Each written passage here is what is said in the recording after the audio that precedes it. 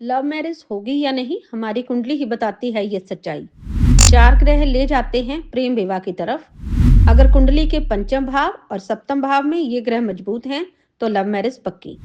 Arranged marriage होगी या love marriage, इस वीडियो में जानिए। दोस्तों, कई बार लोग मुझसे ये सवाल पूछते हैं कि ऐसे कौन से ग्रह होते हैं जो प्रेम विवाह करवाते हैं, यानी लव मैरिज करवाते हैं। तो मैं आपको बताना चाहूँगा कि कई ग्रहों का जो कॉम्बिनेशन होता है वो हमारे प्रेम जीवन को प्रभावित करता है और लव मैरिज की ओर ले जाता है, कई बार इंटरकास्ट मैरिज की ओर ले जाता है।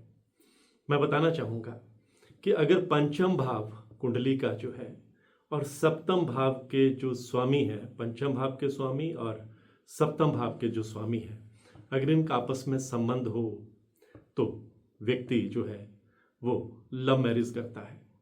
कुंडली का जो पंचम भाव होता है इसे प्रेम का स्थान भी कहा जाता है, और जो हमारी कुंडली का 7th हाउस होता है इसे हमारे पार्टनर का स्थान कहा जाता है, मैरिड लाइफ हाउस कहा जाता है।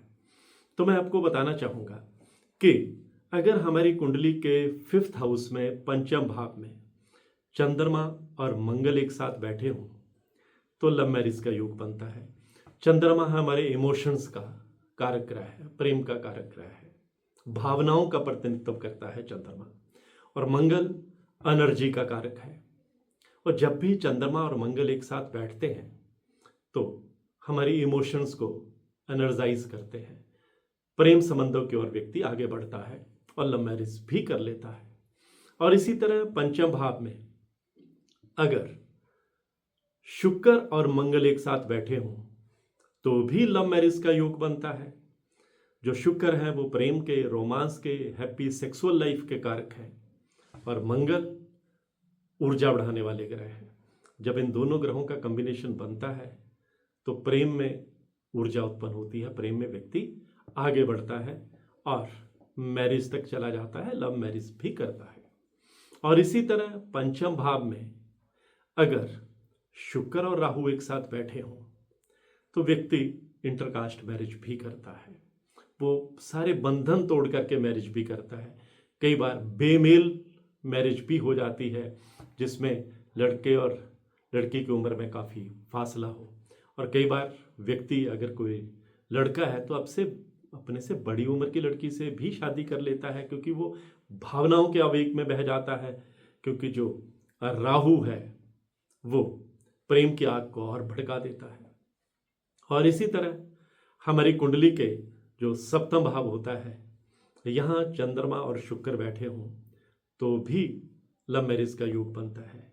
यहाँ मंगल और शुक्र बैठे हों, यहाँ चंद्रमा और मंगल बैठे हों, यहाँ शुक्र और मंगल बैठे हों तो भी लव मैरिज की ओर हमें ले जाते हैं। इसके अलावा भी कुंडली में ग्रहों का कॉम्बिनेशन देखना पड़ता है कि पंचम भाव में, सप्तम भाव में किन ग्रहों की दृष्टियां पड़ रही हैं। लव मैरिज तो लोग कर लेते हैं और कई बार ये मैरिज सफल नहीं हो पाती, उसकी भी कई वजह होती हैं। अगर कुंडली में कहीं दोष बने हों, गुरु चंडाल दोष बना हो, मैरिड लाइफ हाउस में अंगारक दोष बना हो, लगन में कोई पापी ग्रह बैठकर मैरिड लाइफ हाउस को देख रहा हो, या कुंडली के पंचम भाव पर किसी पापी ग्रह की दृष्टि पड़ रही हो, तो ऐसी जो लव मैरिजेज होती हैं, ऐसे जो प्रेम संबंध होते हैं वो कई बार ज़्यादा समय तक नहीं टिकते। इसलिए किसी भी कुंडली का विश्लेषण करते हुए, ये तो मैंने आपको बताया कि लव मैरिज के लिए कौन से ग्रह जो हैं जिम्मेदार होते हैं, लेकिन लव मैरिज जो है वो स्थायी रहे, लंबी चले, और उसमें कहीं कोई बाद में तलाक की नौबत ना आए, या उसमें कहीं एक दूसरे से डी अटैचमेंट की स्थिति ना आए। इसलिए कुंडली का बहुत गहराई से भी विश्लेषण करना पड़ता है। तो आज की पोस्ट में इतना ही। मैं हूं आपका अपना एस्ट्रोलॉजर गुरमीत बेदी।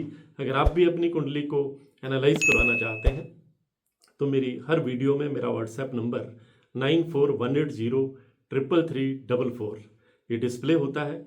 आप इस पर मैसेज करेंगे तो आपको टर्म्स एंड कंडीशन, कुंडली दिखाने की प्रक्रिया, कुंडली दिखाने का समय, सब कुछ रिटर्न में बता दिया जाता है। धन्यवाद।